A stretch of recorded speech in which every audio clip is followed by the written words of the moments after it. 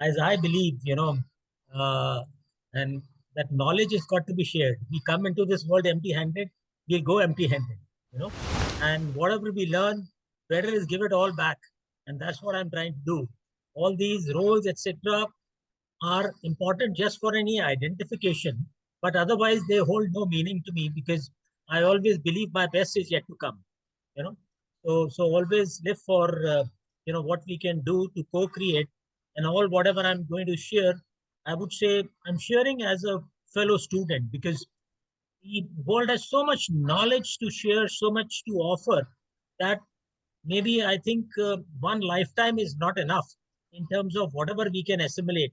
We may sometimes call ourselves as domain experts, but I would say the only domain expert is the Almighty. So nobody knows it more, and our generation is trying to assimilate with the AI and the other digitization, everything. But there is so much to be grasped every day. And in all humility, I would be happy to share and at times, enable and work whatever I can do. I know Arun, with all due respect, say that you persistently, you know, uh, ask me to come and share, but because of my absolutely crazy roller coaster, schedule, I'm not able to. But it's a pleasure. And so over to I think the next slide, and we will, definitely because in the interest of time, like to share, what are the aspects that I have been able to pick up and built up over the years as a part of my engagement. And, this is something which, as I said, that is always going to be, just a passing context because there is always going to be so much more that we need to, leverage from or share every day. And that's what life journey is all about. So I think in terms of, as you can see from my first slide in a way, which is where I am just sharing the same slide which I had shared some time back, but I've just added one context there, which is that uh, important in one sense, the 5 trillion dollars under assets, or about $6 trillion of assets under management across global family offices, and these are changing every minute, every day. So don't take it as a a final word because it's a moving number all the time. And why I say, looking at the context of India, India is a $4 trillion economy. So globally, if 5.9 trillion dollars is with global family assets, so you can well imagine, they virtually control more than an economy, and that is what is the entire essence all about. Because 15,000 family offices worldwide managing massive capital pools, transforming from secretive wealth vehicles into dynamic engines of global economic growth and innovation. And it is, as I say, that this is something which is going to constantly grow also. And why I say this is because historically, family offices, and I can go back into real history, where right since the Roman times, there were family offices or assets which were managed for certain families, and then it kept on evolving. But it has really picked up speed in the last few years, which is, I would say, that family offices surged really in the 80s, to really become about 15,000 today. But I would say from 80s to 90s to the 20th century, in about past quarter of a century, it is the entire wealth has really undergone a huge I would say growth, and which is also in many sense, is, I if I may say in all humility, is undervalued, or it is reflecting only a certain portion. And another context here I would give is that which we Indians sometimes joke that the amount of wealth which are which ladies of the household, in terms of the gold what they have, uh, with the amount of our grandmothers, our mothers, our spouses, our daughters, our sisters, our sister-in-laws. It is more than the entire gold, whatever maybe the World Bank or the other independent bodies would be sharing that this is the total amount of gold in the world, because we have accumulated gold over centuries, and it is something which we also ourselves also don't have a real count of. But obviously, as Indian political brass is attempting to bring that into the mainstream, so that is the real wealth which is there and which is constantly growing. But the context here is not how much wealth people hold, how much wealth which is there. It is that where it is being put to use. And I think that is the context of my conversations today with you, that today's family offices are actively deploying capital into growth sectors, especially in emerging economies, and it is something which is constantly, I would say, being looked at, that what kind of a big game changing impact they are making in the world all the time.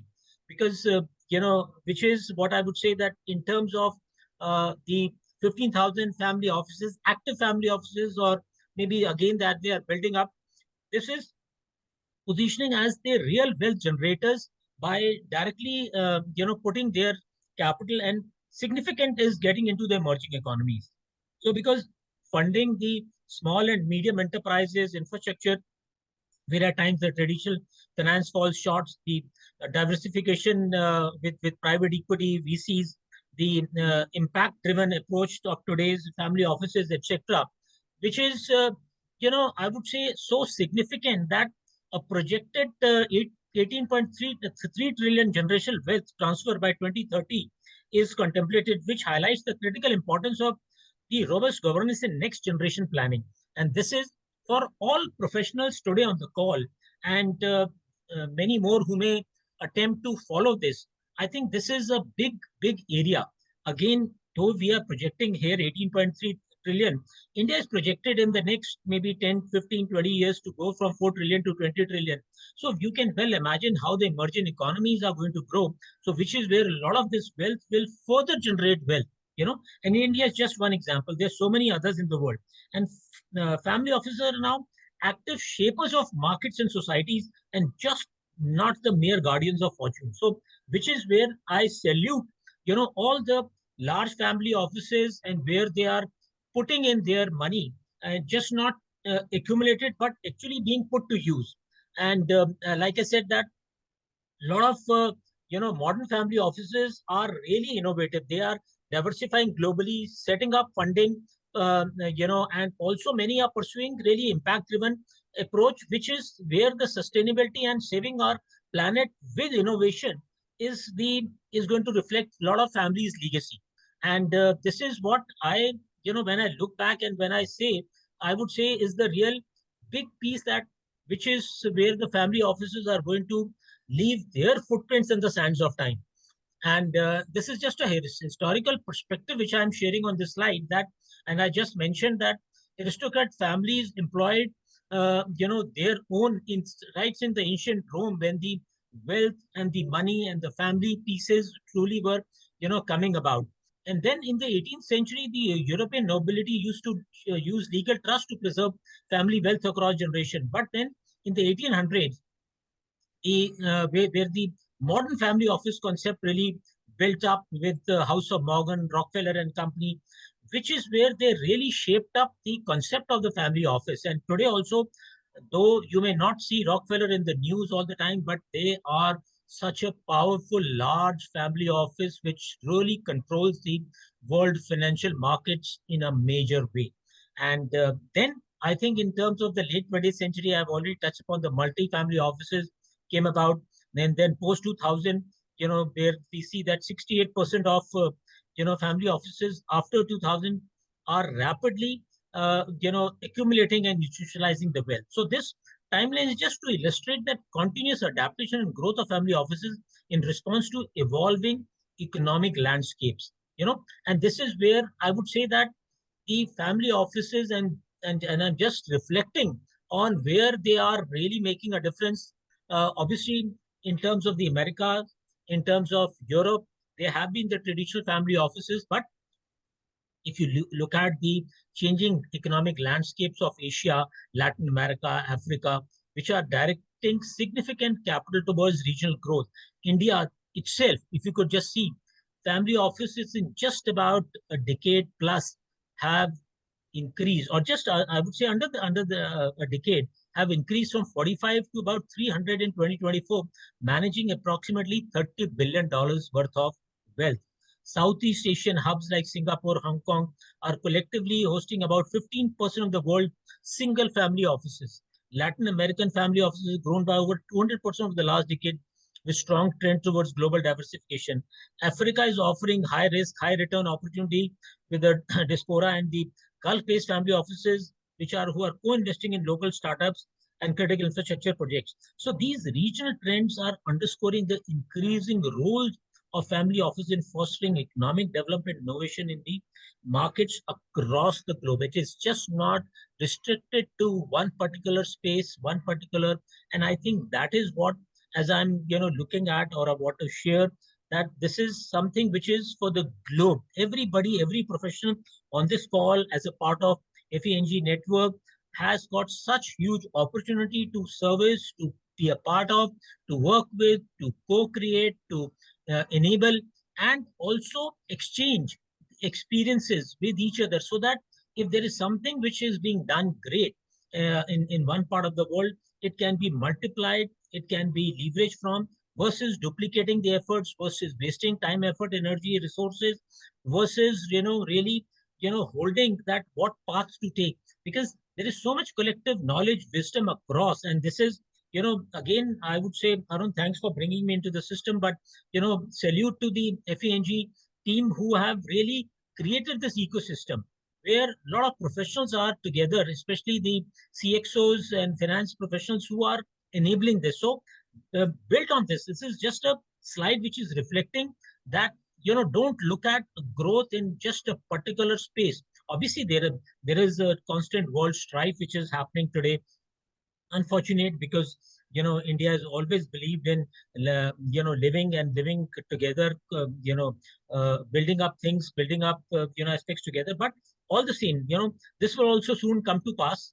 So this is a huge opportunity right in front of each one of us, and I think which is where the built up of the historical piece, the current opportunity which are there, but 20th century globalization, which has mean that multiple, I would say, areas. Maybe Africa, at times we don't see, but there are South African magnates, obviously De Beers, Anglo-American, group, the Remembrant Tobacco Group, and there are so many others, which comes to my mind. But as I'm speaking about, but I think in terms of these family offices where which have built up in the modern era, it is, and Deloitte reports. I've acknowledged Deloitte because I leverage on their lot of research. There are about 8,000 US and global single family offices who over the years have now functioned like private holding companies, acting as corporations who have investment committees and long-term strategies of where to invest. So this is the huge aspect of, I would say, family offices, which over the years is scaling fast in India. Obviously, as I've already mentioned on the slide, with 300 plus family offices, with assets under management are continually growing, and which is now currently being driven by technology, by industrial fortunes. India today is one of the world's largest markets, and we have seen, over the past maybe 30 years since the time I, became a chartered accountant, I've seen the Ambani's wealth, virtually grow from where it started, virtually from a zero base. Adani's wealth, really increased phenomenally. Tata's with their huge I would say infrastructure and the corporates and the companies they were in has become a world conglomerate.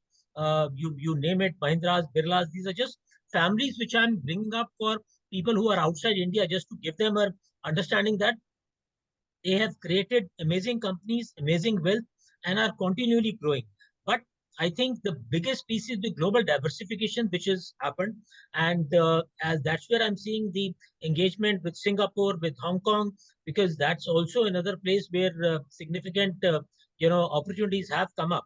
But India, I would say, has a flood of new opportunities in the times ahead, and which is where I'm just trying to share some of the things, that what kind of family offices that people who may not be coming in from this background just to give them a synopsis, that you need to understand that family office models are, simply speaking, could be, though there could be multiple complexities we can create, but very simply, single family offices, and then there are multi-family offices, and then there are virtual and hybrid models, because today family offices are operating from multiple locations, multiple places, and continually expanding on the opportunities beyond one geography because of the digitization, because of balancing with external specialization and flexibility of operations. So each model, wherever you get opportunity to work with, wherever you come across that this is one place where I can value add, wherever you see that you have some, either some project where you need some funding, because world needs, in all fairness, many more entrepreneurs, so that we can create much more opportunities for jobs and other spaces, so that and all that will come about if the right ideas get supported with the right leadership, the right knowledge, the right wisdom, the right models, the right frameworks, the right structures, the right governance, and very importantly, the right amount of money backing it. So money backing can come in through banks, can come in through VCs, private equity guys, but a significant amount will also come in through family offices. So it's important to understand that the family offices as a concept, how they are. Obviously, my slide says it all, but each model represents distinctive advantages, and which allows respective families, they're working in a single family office and with a large family office also, where there could be multiple families, who are tailoring their approach to wealth management based on their unique needs and strategic objectives. So wherever your projects, your opportunities sync up with their ideologies, their thinking, make a pitch, make a presentation, make a pitch book, you may get the right amount of funding and the right kind of people. And it's just not from one country, across geographies, who could come together, and which is where the opportunities could be, I would say, increased or manifold. So I think maybe this is just one perspective, but I think it's important to look at that the sustainable success factor and emerging challenges are always going to be there. And obviously, navigating this complex landscape of wealth management would require adherence to core success factors while proactively addressing emerging challenges. So obviously, success factors are no-brainers. It is given, if I would say. We people, especially from the finance fraternity, know that we have to have robust governance, long-term strategy, professional management. Absolutely. But, the challenges which are there is the way the complexities are, especially the regulatory. For example, India is moving into a space where certain areas we don't have a very robust, I would say, structure. And maybe one example, because this is as late as yesterday, I'm working on a project with a few people from overseas for drone traffic management. You look at, it is simple to fly a drone in one way, though not simple to, I would say, given the various types of drones which are there. But if you don't know where a drone could come in, which could be carrying a bomb, or a drone which could be coming in for spying or something, and there is a simple drone which would be just used for, I would say, the maybe ensuring that the fertilizer is evenly distributed across the land, or a drone may be picked up to pick up the right crop versus picking up every crop from the tree. And these are just examples. They could be used for traffic management, it could be used for disaster management, and it is so this is a big complex space of drone traffic. And there is a defense part to it, the I would say control part to it, and then there is a civil part to it. So it is not there. Now it's a policy piece. And why I'm giving this contextual example is because there is nothing there. So if somebody has got to invest, and obviously there are these amazing guys who've created this technology, they need investment, they need their support. So obviously, if the policy is not there, it needs to be worked with people who can help frame it. And then there are other kind of threats also which are there with respect to that. So this is just to give a kind of a perspective that there are going to be emerging challenges, and in obviously in the space of today's world, there is cybersecurity. We all know, most of us who use the various search engines, technologies, etc., know that those search engines we what we see are just maybe 5-10%. There is a black, I would say, zone which we don't even know, which is used by all the negative people in this world. But I think that's also there. So you're protecting this data. Then there is generational disconnect between various family offices, which is also an aspect that somebody doesn't want to go ahead with the typical brick and mortar model. They want to look at the new thing. So these are all, the different factors which I'm just saying. But as I have shown towards the bottom, that the family offices have shifted their traditional investments in real estates, which is where they control most of the lands, to shifting to direct investment in startups, to private equity, reflecting strategic focus on high growth opportunities in the emerging markets. So that's also an important perspective. And this is something which I've just created, basis my experiences and other things, etc. That, how do you create a win-win, family model, office model, which is also a lot of people are going to ask, some of the professionals among us on the call today, otherwise would get this opportunity, that because a truly the right family office has to harmonize the family legacy with broader societal impact, fostering a virtuous cycle of, wealth and positive change. Obviously, the integrated approach would not only ensure the preservation and growth, but also contributing to the wider community economy. And so there's an ongoing need for comprehensive governance framework with charters, council for multi-generational wealth transfer. And it's going to be important. And, some of you would get this opportunity. And so it's important to be aware that this is a core aspect where the senior leaders, the matriarch or the patriarch of the family may have a typical way to go about it. How do you balance off so that they keep their control, they keep their guidance, and at the same time, the younger generation, when it comes to you with making investment in the opportunities, or wants to move out from the traditional core, how do you ensure that work functions in a win-win manner? And obviously, there are cutting-edge impact investing strategies aligned with the sustainability goals, and together with professional management, which is again changing. People are getting out because we all have just one Mother Earth. There is nothing else for anybody in this world. We don't know any of the society today anywhere. I don't see anybody having, even though Elon Musk is saying that he's creating those rockets for people to be taken to the outer space, but there is no land. There's no place where they will land. So this is the only place, and let's save it, man. You know? And so it is important that, and that's where a lot of family offices are putting significant amount of their wealth. Because this is going to be a business also, and this is going to be important to giving back to the world and leaving it better than versus what we've inherited. Obviously, the advancing technology adoption, automation, integration, including leveraging on the AI and cybersecurity aspects, I think are all going to be important in the win-win family office model. The operational efficiency and next generation engagement plus continual philanthropy. This is something which is, and again, I salute the people across the world who give away their wealth, what they have generated. Obviously, big names. The number one for us, it's always a role model, Warren Buffett. And then in India, also, Azim Premji, and there are so many others. And plus, it is there through generations.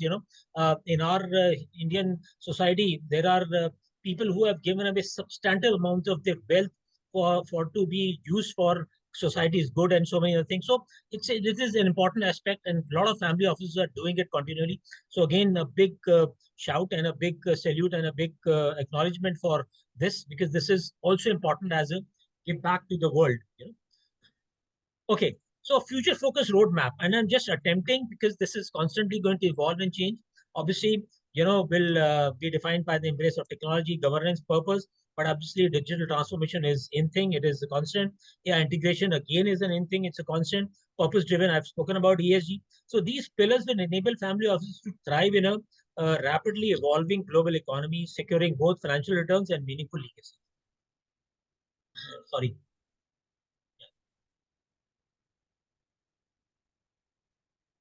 Okay. So I think, and then some of these key takeaways, which I just want to leave. Arun, I hope I'm right on time, or am Yeah, I yeah, running? you have time. You have time. You're not behind. Okay. We have 25 Perfect. minutes, sir. Yeah. Okay. Okay. No, I last time I think I just was carried away with the emotions in terms of, so I spoke a lot. So this time I thought, let me keep it little Absolutely. precise The and topic keep is little is time. very Yeah. interesting, and I'm sure we all have questions at the end. Yeah, thanks.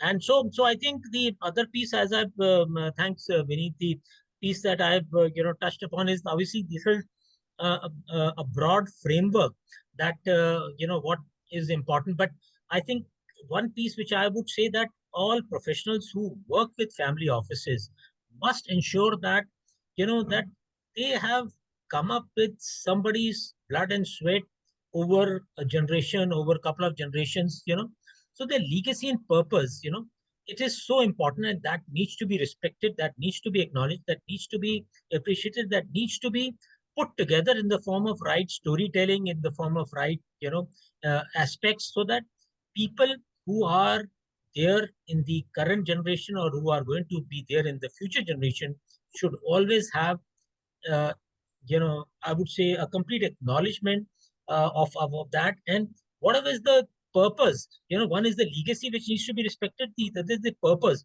which should be beyond wealth preservation because that's the way they created it. So, regardless of size or wealth, I think these common principles are going to be important. So, I just try to put these together for everybody's consumption so that these should never ever be lost sight of, because otherwise the basis with which it was formulated may get lost somewhere and it may create.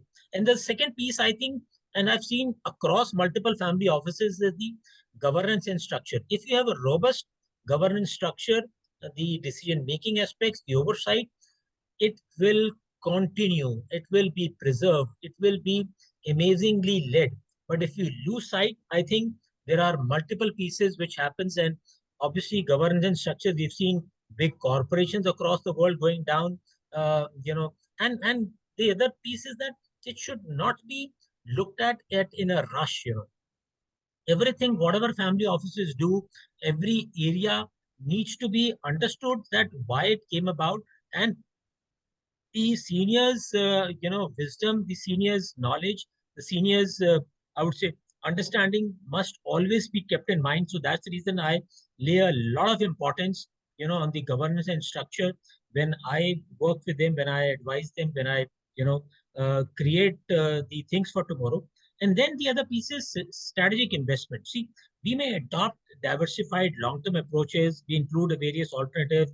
Obviously, impact investments are always going to be there, but at the same time spend fair bit of time comprehending, looking at where we can stick to knitting, because it's always good to have that whatever is their core that needs to be preserved, respected, and around that if something and in times, if some things have to change because the world has changed, absolutely, obviously what was good maybe 50 years back, 60 years back is absolutely not good today, but at the same time, how you adopt, how you build around it, how you frame the models, how you look at that, and never ever with family offices, one thing I will say that whatever amount of money you are getting through them or working with them, or you're working in terms of their projects, etc., never ever look at any short term approach, even if there are great opportunities for money making short term, but always look at, is it in synergy with their long term,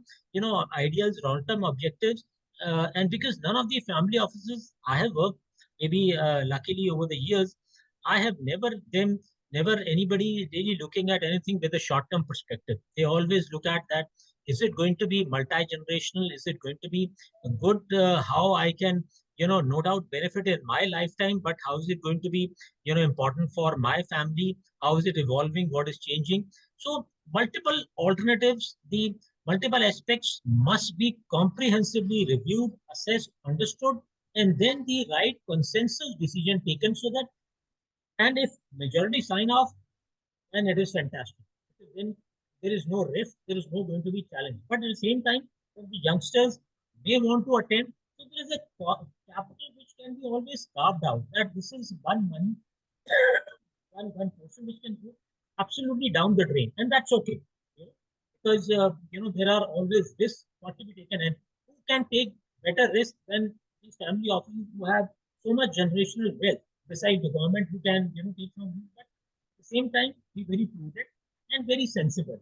Better not to lose, but at the same time, in case someone has done such diversification, but things have changed, times have changed, the policies have changed, obviously, and Many examples come to my mind, but one example which we learned very early during our professional days was that if it is not, I would say, going to be in a way uh, relevant for the world of tomorrow, somebody may need to. And why I say this is the see digital camera was discussed first in the Kodak board meeting. And they said that no, this digital camera it is not using our films. It is why is it being so? Let's keep it in the back burner somewhere in some safe, etc. It got lost. Somebody else picked it up. Somebody else innovated. Somebody else looked at it. Virtually changed the way the cinema was to be looked at. The entire Kodak went down the drain. The entire such a wonderful company, amazing thing they did for the world, but today they are gone. So it is so important, and why this is relevant for all of us, that sometimes these are also spaces that one needs to look at, that which product, which portfolio, and there is something interesting. Have an open mind, look at it, take a shot at it, and if it works, maybe it will evolve you completely. They could have been again numero in the world, numero uno in the world in the complete film and this space, but companies today they're today they don't exist. So which is sad also in a way, but at the same time I would say that family would have suffered hugely, or even though that professional management was there, nobody existed. So these are just examples of relevance, but at the same time the next generation engagement, which is what I would say. And I look at it two ways, because whenever I engage with the family offices, I look at your eyes and ears open for the younger generation, because they are going to lead the world of tomorrow. They need to be tested in many areas. And this is where I would say that when you look at the younger generation, they would have so many ideas. And if we don't engage with them, we may lose out because they would go and share it with somebody else. So why do that? So it's important to look at, sometimes the elders may not have time. So which is where I think it's on us to see that how do we engage with them, how do we partner with them, how do we collaborate with them, and at the same time share with them the aspects of sustainability, looking at that where they came about, how they need to do it better, and keep advising, engaging, enabling, so that they continue to be the all bearers of their own family wealth, and help expand in the journey. So these are just few elements, which I personally feel, but happy to see that if there could be some new ideas, new things, etc. Because it's also a cross evolution, because there is no perfect one shoe size fit all approach for any I would say business or family office. So I think these are the few things which I basis my discussions, my engagement, my participations, my understanding where the family offices are focusing, which are industries of tomorrow, where they can create a lasting legacy, if not already doing. Obviously, sustainability technologies are very very clear. Clean energy is one big focus area for most of them. Biotechnology help, because a healthy nation can be a wealthy nation. So each one of them feel and believe that if they are into it and they are putting in the money in this area, the AI and robotics is definitely the future, especially in the I would say industries where there is risk for human life, and where machines can do a more precise, more good job.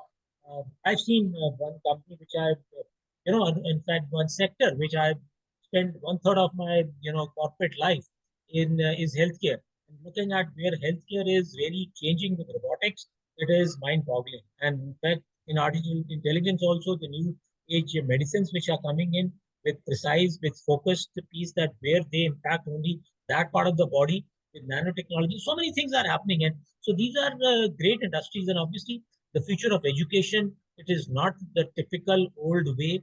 India is also evolving in a big way, and we've seen, great, uh, I would say, people from the technology side who have continually made an impact, not just in India, but in the Western world, America, Europe, etc., where they made and they continue to do so. Education is continually going to be so, which is where also a significant focus of the family offices coming in.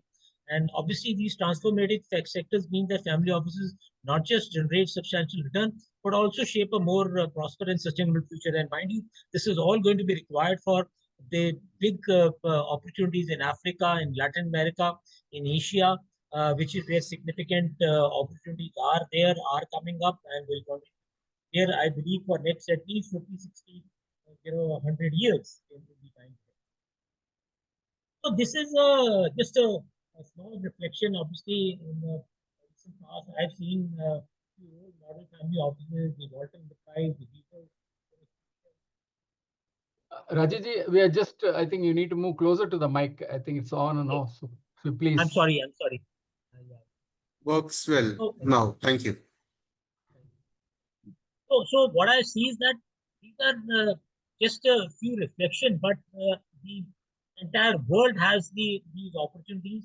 So my, I would say thoughts here is that uh, have an open mind, have a learning perspective, have a way to leverage on the knowledge, wisdom of others, work collectively, work collaboratively, work enabling others, share all the knowledge, information, and you've got a great journey ahead. Whatever time, whatever space, whatever areas you are doing, and this is something which as I say, as I end my presentation in terms of my acknowledgement to Camden Wealth Reports, Deloitte, PwC, and above versus in various industry case studies as I leverage to put together this small presentation. And thank you so much for your time. And any initial questions, queries anybody has, feel free. I'll try and address as best as I can because as I believe that I'm a student also and constantly learning and leveraging from everybody. Well, that was wonderful. While we wait for the questions in the chat box or somebody raises the hand, I have a few leading questions, if you may permit me. I think you have painted a wonderful canvas of the progress of the industry as well as what kind of the future path it is going to take. Quickly, I would like to touch upon a few things. One, you had in one of the slides you had mentioned that uh, the key thing at the top of the pyramid is a legacy and end purpose. So could you please describe what is the legacy is expected to be left over by the all the high net worth family offices? What do they aspire for? Number one. Number two, what kind of risk profile or benchmark returns do they look at? Because you have mentioned 45% is into real estate, which means it is almost stuck to some geography from where the office originates or the wealth originates. They may not now with more opportunities being available in what do you call rates. I believe that it may increase. So what third is the second is the startup communities getting a major chunk of about 24 or 36%, which I mentioned. So I think what kind of write-offs are they willing to take, given this kind of venture capital being pumped in? We all know that not all startups succeed. That is a second thing. And third is the ESG goals. What kind of weightage is given out of the total portfolio, or is it something else, some other parameter they look at? What kind of importance is given to ESG? These are three things which came to my mind while I was, fantastic You know, white canvas. I can come back to you only on these three because its canvas is very white, but this hit me, so I'm sharing that. absolutely, absolutely, absolutely. Always a pleasure, Arun. But great questions, absolutely. And legacy piece, as you first mentioned, uh, Yeah. and the clear name, which for most of us in India comes about, is Tata's. Look at the way they have thought about it. The next is Birla's also, and then I can keep naming, but these two are the oldest two multi generational family offices, and have created a mark. And look at Tata's, significant amount of their money, through the Tata Trust. Where does it go? Obviously, a significant money has to go back, and that's the reason they are constantly growing. They are really expanding. They are truly the numero uno in the Indian corporate scene as a multinational, India's best, most loved, most respected, and truly acknowledged multinational in every sense.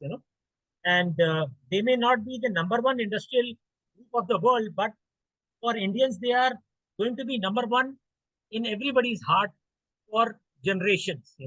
And their legacy is not just to make money, not just to make great companies, not just to make great businesses, but at the same time give away significant amount for to the Oh, underprivileged, to people who cannot fend for themselves, spending good amount of money in hospitals, research for tomorrow, continually seeing that how they can create a society which is for everybody, where they can continually. And you see, they came as Parsis from outside the country.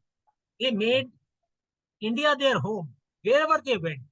They yeah. created themselves to be part of the society, and this is the legacy that they have created for everybody to emulate, to follow. And I can't, I can talk till the cows come home, as they say. For next 2 hours, I'll be talking on all this philosophy, and it'll not be ending. I can relate that to another instance across the other side of the world. Bill and Yeah. Melinda Gates Foundation. Yes. They are Yes. doing a lot of charities and then a lot of money invested in futuristic technologies.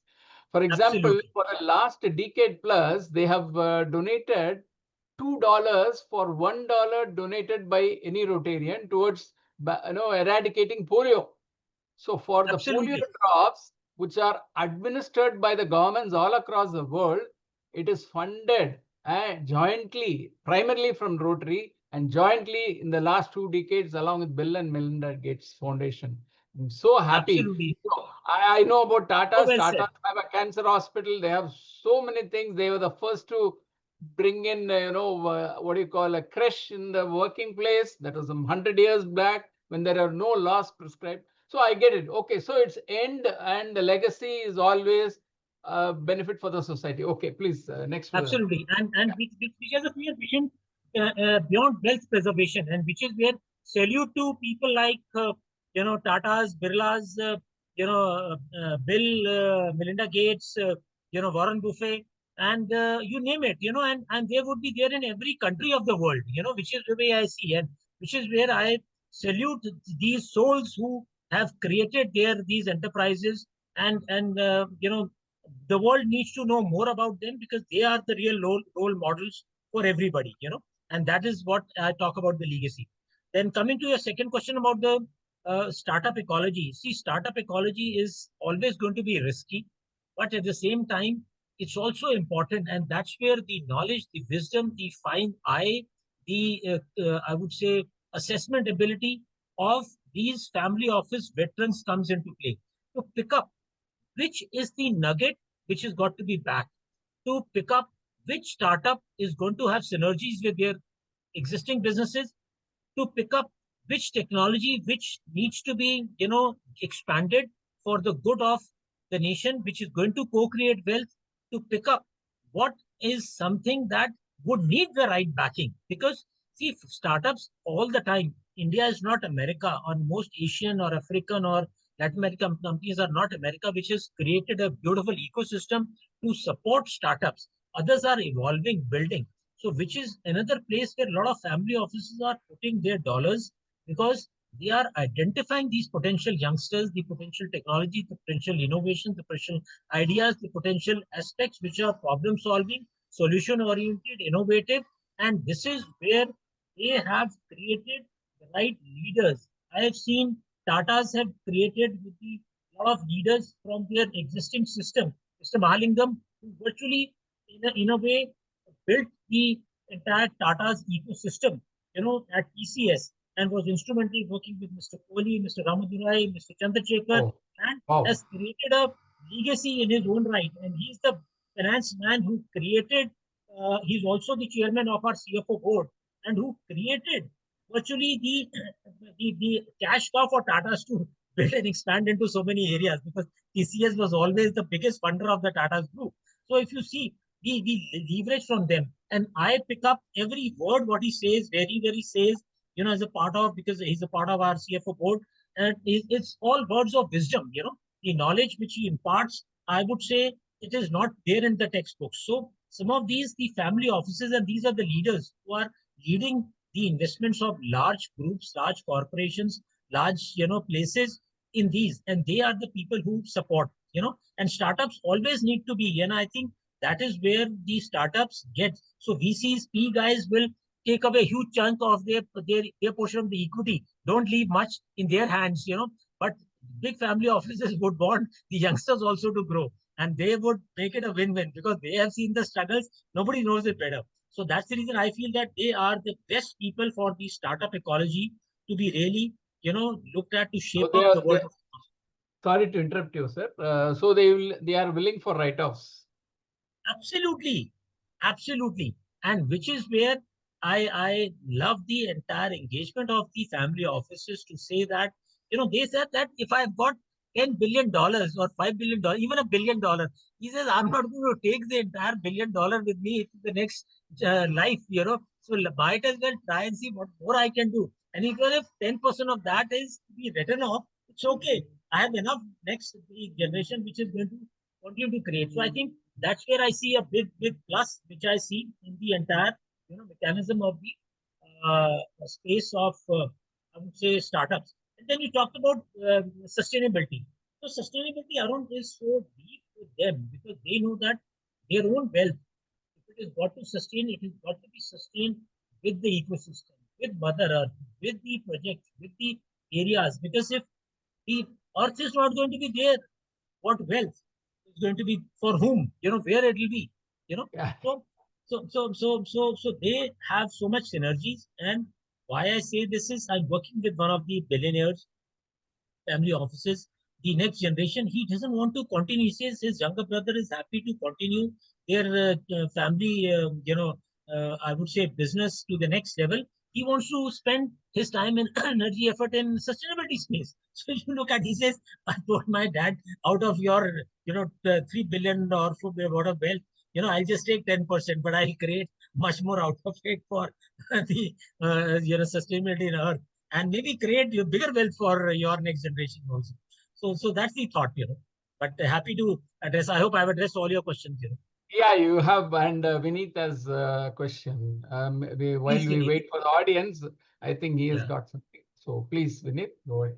Sir, thank you so much for enlightening us on this topic. Certainly, we all have associated with family offices in one way or the other, but the role of family offices at a national and a global level is something which at least few of us may not have really got the exposure on. So, really appreciate you enlightening us there.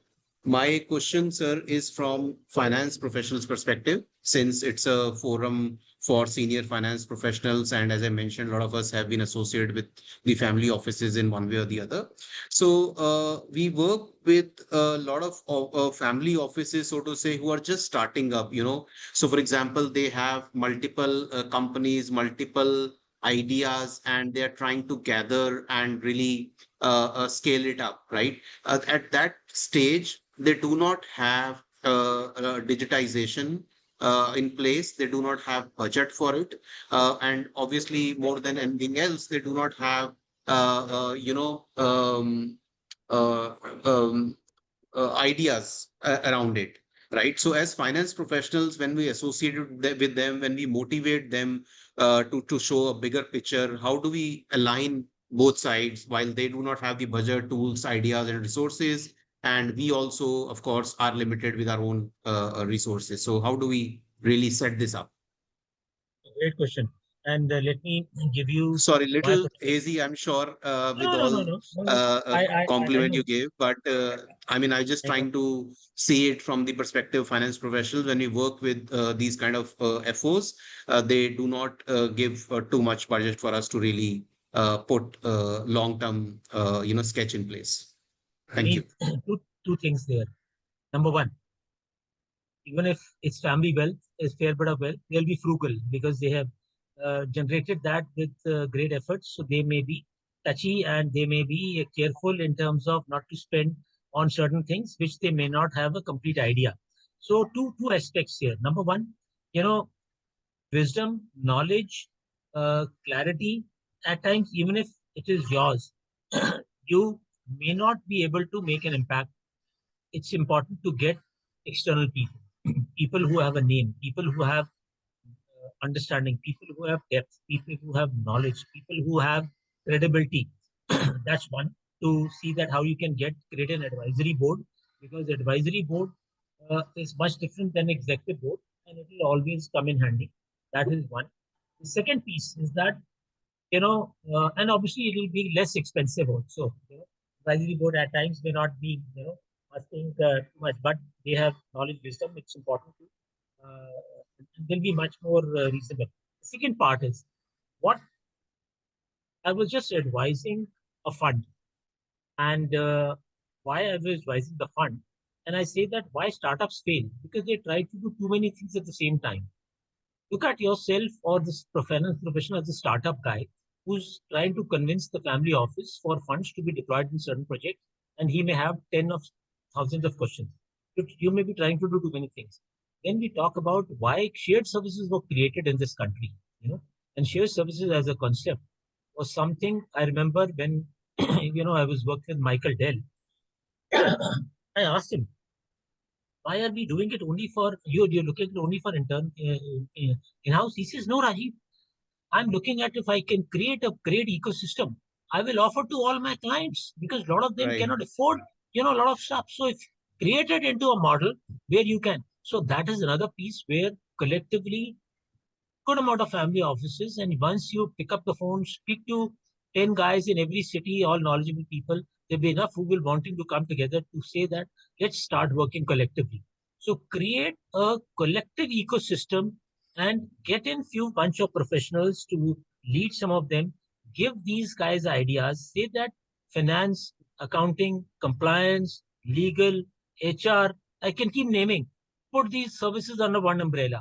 Let's look at one firm or one shared services group to offer it to multiple family offices, to multiple places, so that it leverages, brings the overall cost down, and you can put more money in the business models, more money in the product developments, more money in research and development, more money in innovations, and create the right go-to-market strategies, create the right business models, create an ecosystem where you can collectively, and you will get all kinds of people who could be coming in to work collectively for a group versus working for just one. So whatever can be synergized, do that. It will make the entire system more cost effective. As such, we Indians are so, I would say crazy that we know about how Jugaad works, we can Right. create any kind of a ecosystem which is win-win. And we work with a winning mindset, and that's where we have survived through centuries. And we will still do that. And all these businesses which are today maybe thinking aloud, give them, and when we brainstorm, see, nobody has a closed mind. If he's got a closed mind, then you're in the wrong place. As such, they say if you can't change the direction of the wind, adjust your sails. So, when you have given your best, nothing happening, then maybe some better places meant for you. So that's the perspective here. Absolutely. Thank you so much, sir. Yeah. Next is good morning, Shivraj. Shivraj is from Canada, and I think he may be in New York also at times. Shivraj has a question. I'm interested in understanding the governance and oversight of single-family offices, multi-family offices across global domicile. And the other question is more out of curiosity: what industries are family offices migrating toward? And of course, he is very appreciative of your presentation time. Yeah. Thank you. Thank you, Shivraj, for your question and much appreciated. you talked about the governance mechanism. Sorry, your voice was not carrying. Arun, I No, missed no, the first governance and oversight of side. SFO across global domicile, because you may have, like you said, no, something will be out of Hong Kong or Singapore, but the operations may spread over APAC. So, what kind of governance? It's a very broad question. Or Shivraj, if you can unmute yourself and then you can ask specifically also. Hi, Oh, Arun. I will. Thank you very much. And again, Rajiv, thanks for your excellent insights and presentation today. My question was more around the geographies, right? You were talking about Far East, Middle East, and again, I'm talking more around Americas, Latin America. I just wanted to understand, all these single family and multifamily offices, what kind of governance or oversight do they have? So it is all structured. And the second question was more out of curiosity, what industries are they gravitating towards, given the advancement of AI and NVIDIA and stuff like that in terms of technology. So I just wanted to understand, is it more towards IT or real estate or healthcare? And so I hope that clarifies that. I appreciate your insights. Sure. I appreciate Shivraj. In terms of the governance piece, I would say that the governance mechanism is twofold. One is that what we can manage with the what necessary checks and balances. The other is if it is spread geographically, then we go with the old system of either concurrent audit or somebody overseeing in that particular geography, which is also important because see that's where the virtual or hybrid models are coming into play, where you would need to outsource certain things because you cannot be at every place at the same time, and if you've got to, so the digital tools for managing your governance aspects in terms of, for example, the cash conversion cycle.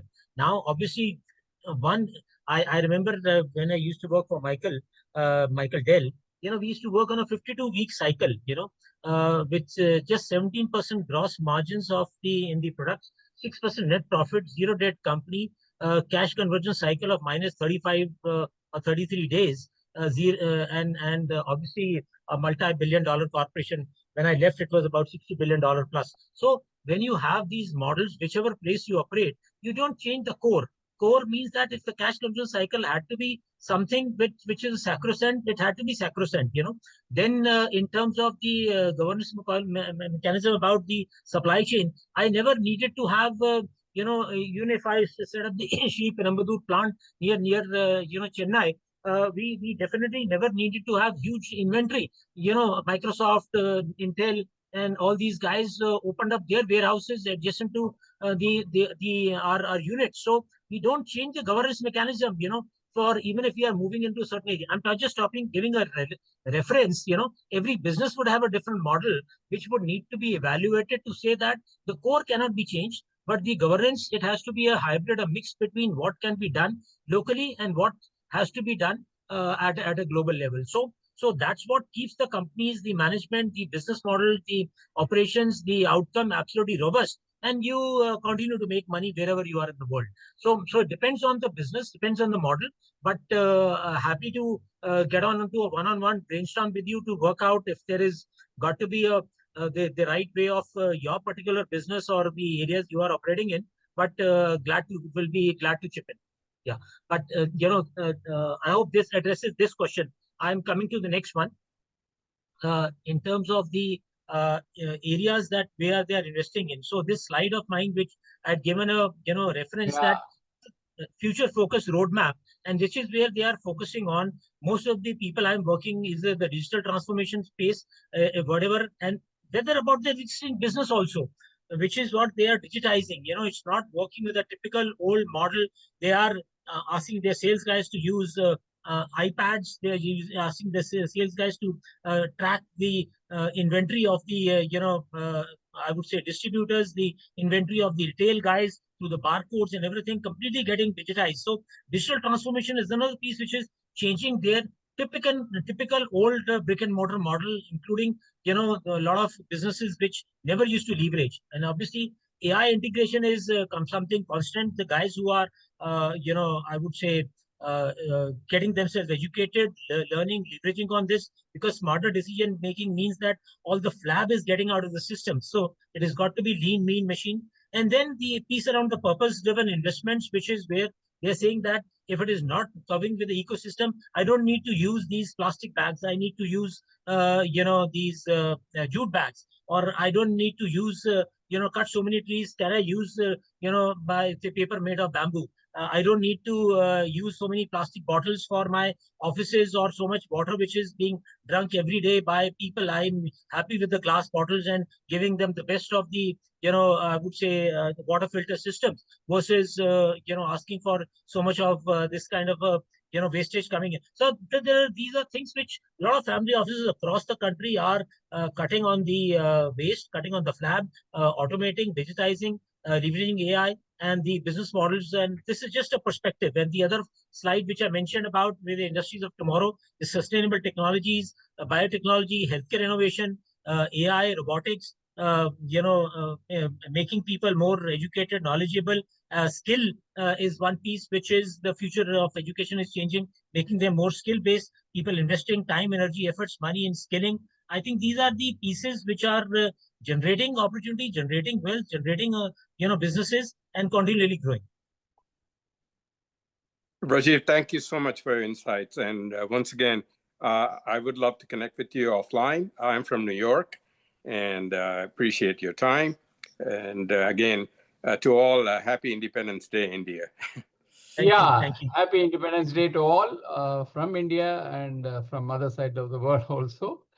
Thank you for that. Vineet, would you do the honors? I'm sorry. Yeah, just if, I think, are you offline? Yeah. Oh. Yeah, absolutely. I'm there. I was just thinking, actually, Mr. Anil Shetty just joined, so I thought maybe he might have something to discuss. Hi, Anil, are you there? Yeah, hi. Hi, everybody. Happy Independence Day. Sorry, there was a timing Same to glitch. you, Anil. Thank you. Yeah. Uh, so extremely sorry. I joined very fag end of the conversation and the presentation. So I will be totally dark. I may not have any question, but I'm going to be listening to you Yeah, guys. Thank you. yeah, Anil, you will receive the presentation and the recording. You may, go through it and then mail your queries if you have anything at your leisure. Fantastic. Yeah, Thank you. if you, Thank you, Yeah. Arun. Thank you. Anil, you had most- recorded for this webinar otherwise, right? Officially Yes, I had registered, registered. rather. Yes, yes, Sorry. yes. I had So you will get registered it. an email with the Yeah. details as Arun mentioned. The complete presentation. Thank you. Thank you so Yeah, much. Thank you, Rajiv. Thank you, Thank you. everybody. Thank Happy you. Thank you. Independence Day once again. Thank you. Happy Same to great, you. Independence Anil. Same Day. to you. Thank you You so too. much. Same to you. Thank you. So Bye-bye. thank you, Rajiv ji. I think because of today, having our Independence Day, the audience might be relatively lesser. Yeah, so we would have been able to deliberate in more depth and from more participants if they were there. But the topic certainly has been very interesting one.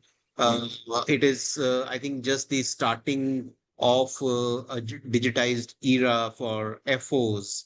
I mean, honestly, I don't know, Arun, how much have you been associated with FOs? I worked with them quite a bit. I feel they are yet to come up to the curve to embrace that how they could be a part of nation and global building, and especially, of course, with the help of digitization. So appreciate you taking us through this topic. We definitely leverage your experience and look forward to learning more on this topic after we have got this primer today. Thank you so much. You took out time on this wonderful day.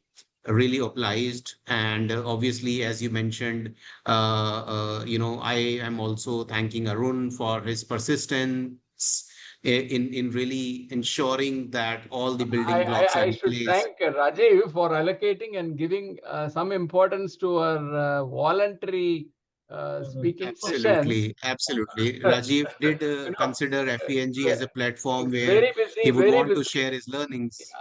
Yeah.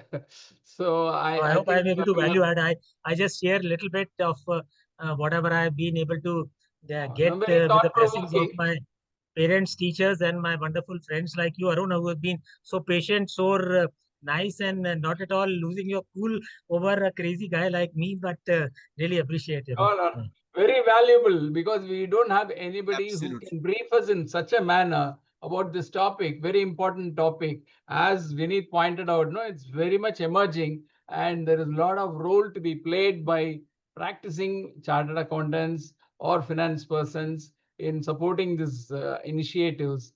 So Right. I think last May, I think session also you mentioned there's a wide canvas, and then I could understand that they are providing the backbone for liquidity also for global flows. When your 5 trillion is happening, it doesn't sit in one place. So unlike the Rome, maybe it was focused. Even Rome, I think they expanded certain parts of the world. So I think very important. So thanks once again. I don't want to hold you before you get into another call, and thank you so much for accepting our request and Thank then you. having Thank you you. with us. Really Yeah, important. good one. Thank you. Right. Thank you. And certainly there All the could be an best. opportunity for us to invite you again sometime in the future if Arun Yes, remains yes, that yeah, persistence and yeah. No, no, you it you depends. kindly agreed to bring another Yeah. topic for us to deliberate.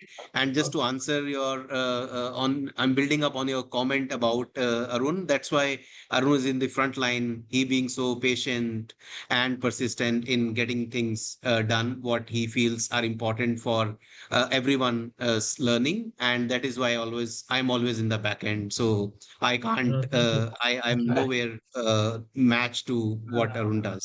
Really no, hats no, off, Arun. no, no. Thank you. Work as a It's team. great, Sapni. Thank you.